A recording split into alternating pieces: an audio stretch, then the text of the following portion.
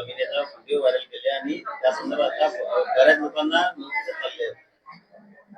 मला असं वाटतं की जे काही वेबसाईटवर होतं त्या वेबसाईट वरून काढून पत्रकारांनी 1147 एकर जमीन बावनकुळे आणि त्यांच्या परिवाराकडे आहे असं त्या ठिकाणी आलेलं आहे.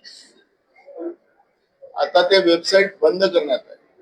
4 दिवस 6 दिवस ती वेबसाईट बंद केली आणि वेबसाईट बंद केल्यानंतर ती हेक्टर मध्ये होती ती आर मध्ये आली.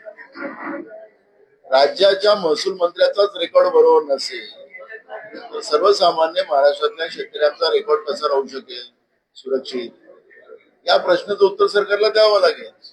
त्यामुळे पत्रकारांवर दावा करण्यापेक्षा तुमच्या वेबसाईटला जे काही आपले पहिले होते तर ते वेबसाईटला आपले ते कसे होते त्याचं उत्तर त्यांनी दिलं पाहिजे. पत्रकारांनी पत्रकाराचं काम केलेलं आहे.